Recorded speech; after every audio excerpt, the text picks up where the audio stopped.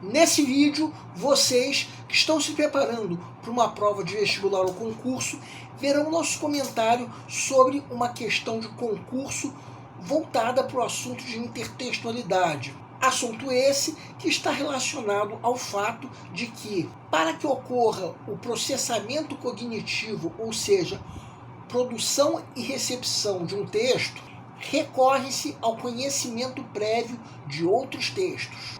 Quanto ao nível de resolução, nós avaliamos como sendo fácil, pelo menos para o candidato que dominar o assunto de intertextualidade. E se você que está assistindo essa videoaula não dominar esse assunto, vai ter nessa videoaula uma boa fonte de reforço dos teus estudos. Então vamos lá!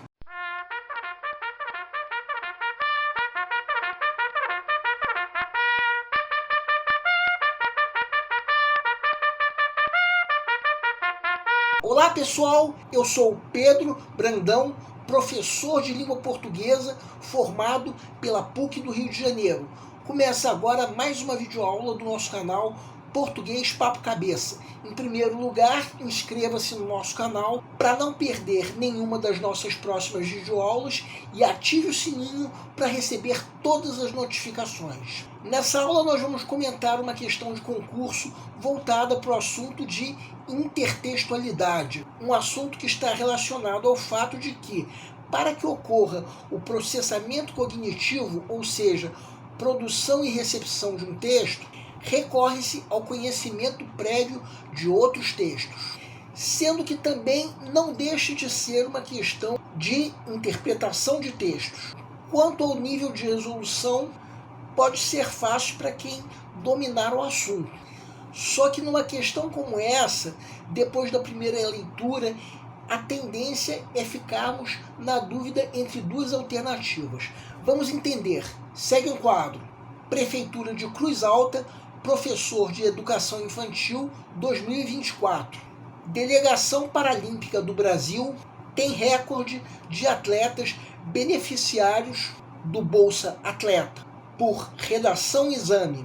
Entre os dias 28 de agosto e 8 de setembro, 276 atletas representaram o Brasil nos Jogos Paralímpicos de Paris. Na competição, a delegação brasileira teve recorde de esportistas beneficiados pelo Bolsa Atleta, programa de incentivo do Ministério do Esporte. Entre os brasileiros classificados, 271 recebem o benefício, o que equivale a um total de 98%. Criado em 2005, o Bolsa Atleta é considerado o maior programa de patrocínio esportivo individual do mundo e busca garantir que atletas olímpicos e paralímpicos possam se dedicar exclusivamente aos treinamentos. O Bolsa Atleta é um grande aliado no desenvolvimento do esporte brasileiro, ainda que muitas modalidades careçam de recursos e investimentos necessários no país. O programa apresenta as possibilidades de os atletas darem continuidade aos seus sonhos, fazendo com que mais talentos possam ser descobertos e formados. A longo prazo, isso tende a contribuir para a evolução do esporte no Brasil, ressalta Vanessa Pires, CEO e fundadora da Brada, empresa que conecta investidores a projetos de impacto positivo. Segundo o Comitê Paralímpico Brasileiro, essa também é a maior delegação convocada para uma edição de Paralimpíadas fora do Brasil. A quantidade de atletas paralímpicos que estiveram presentes em Paris, inclusive, é a mesma dos esportistas que representaram o país na disputa dos Jogos Olímpicos. O esporte paralímpico brasileiro é uma grande potência. Nas 4 últimas edições, o Brasil se manteve no top 10 do quadro de medalhas. Em 2021, foram 22 ouros, 20 pratas e 30 bronzes. O grande objetivo do país nesse ano foi superar a 7ª colocação geral. alcançada 2 vezes, em Londres 2012 e em Tóquio 2021. O Brasil tem se destacado cada vez mais nas Paralimpíadas, demonstrando o talento dos atletas a cada edição. A crescente de conquistas também reflete a excelência do trabalho realizado pelo Comitê Paralímpico em seu centro de treinamento, que se aprimora a cada ciclo e tem sido determinante para elevar os níveis de competitividade desses atletas. Destaca Flávia Magalhães, médica que possui mais de 20 anos de carreira no esporte e atuou nos Jogos Olímpicos de 2016. Quanto à situação comunicativa e à presença de intertextualidade presentes no texto, é correto afirmar que o texto, provavelmente um artigo de opinião, dialoga com outras fontes de informação, como o Comitê Paralímpico Brasileiro, para defender o aumento do investimento no esporte. B. A citação de Vanessa Pires, CEO da Brada, caracteriza um caso de intertextualidade implícita, pois a fala da executiva não está diretamente relacionada ao tema principal do texto. C. A presença de diferentes vozes no texto, como a de Flávia Magalhães, visa construir um discurso imparcial sobre os desafios enfrentados pelos atletas paralímpicos. D. A intertextualidade é explícita em relação aos Jogos Olímpicos, mas implícita em relação ao Comitê Paralímpico Brasileiro, que não é diretamente citado no texto. O texto, possivelmente uma reportagem, usa dados numéricos e a fala de especialistas para apresentar informações sobre o Bolsa Atleta e o desempenho do esporte paralímpico brasileiro. Peço para que deem uma pausa antes de ser dado o gabarito. O gabarito é letra E. A pergunta do enunciado é: o que é correto se afirmar em relação à situação comunicativa e à presença de intertextualidade nesse texto? Vamos supor que você esteja na fase de pré-leitura, a fase em que, de acordo com o método que nós já propomos em outra videoaula, o candidato está fazendo uma leitura prévia da prova como um todo, a fim de avaliar o grau de dificuldade de cada questão. Quando chega nessa questão, dependendo do domínio que o candidato tiver sobre o assunto de intertextualidade, algumas alternativas já podem ser facilmente eliminadas. Só que o fato é que nós temos nessa questão um texto razoavelmente grande. E essa questão é apenas uma das questões que o candidato tem para ler e avaliar o grau de dificuldade. É possível sim a eliminação nessa fase de 3 das alternativas. Mas a nossa sugestão, pelo menos a princípio, é que se atribua um nível médio de resolução, já que isso vai convidar o candidato a fazer uma leitura mais atenta na hora de se resolver a questão. Essa leitura atenta vai permitir ao candidato sacar o gabarito com segurança.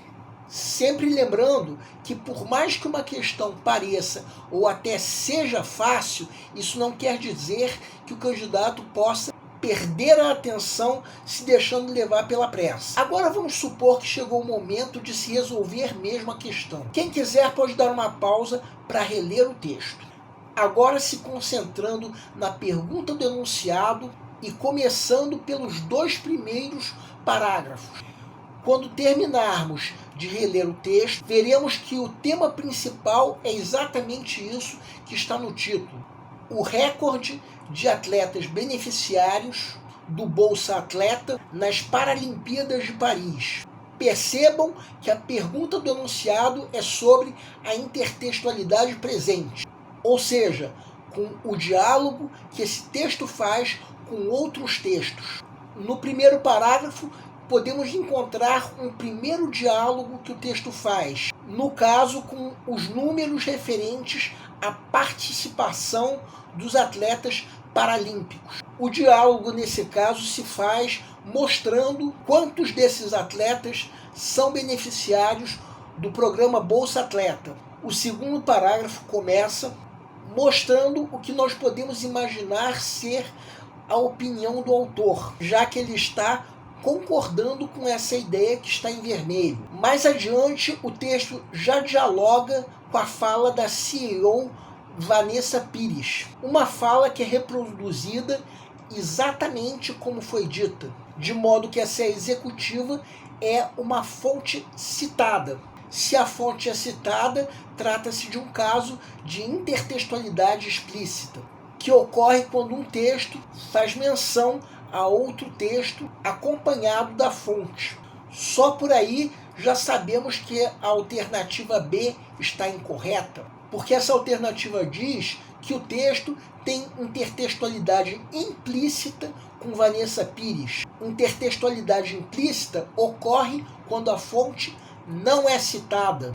Além do mais, essa alternativa é uma das que podem ser eliminadas na fase de pré-leitura por outro motivo. Tudo bem que o tema desse texto é o recorde de atletas beneficiários do Bolsa Atleta e a fala dessa CEO não está diretamente ligada a isso. Só que estaria completamente fora de cogitação relacionar isso a uma intertextualidade implícita, que no fim das contas não ocorre.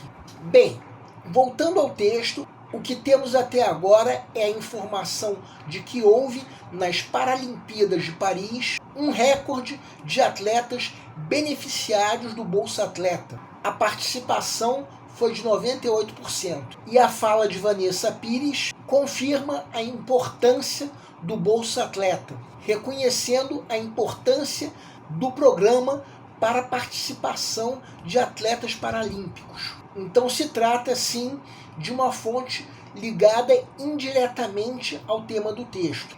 Até aí tudo bem, mas usar isso como motivo para que ocorra a intertextualidade implícita está incorreto. Agora vejam a segunda parte do texto. Nessa segunda parte, o primeiro parágrafo, que é o terceiro parágrafo do texto, apresenta dados estatísticos que traduzem em números essa ideia que nós estamos destacando agora em vermelho. Agora nós temos mais uma informação. Nunca antes uma Paralimpíada fora do Brasil teve tantos atletas brasileiros. Essa parte que está destacada agora em vermelho pode dar tranquilidade para que o candidato elimine a alternativa D.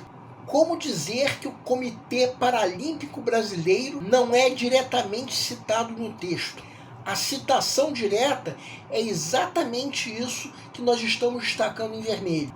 Agora vamos destacar em vermelho a fala da médica Flávia Magalhães. O que ela está falando é o quanto, cada vez mais, os atletas paralímpicos brasileiros se destacam a cada edição olímpica.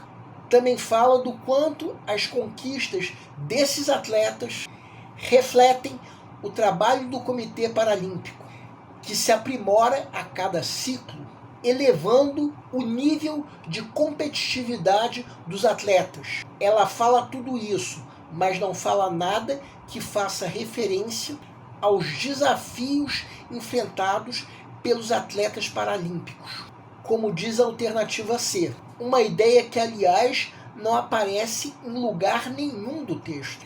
Trata-se do erro da extrapolação, uma ideia que está ausente no texto.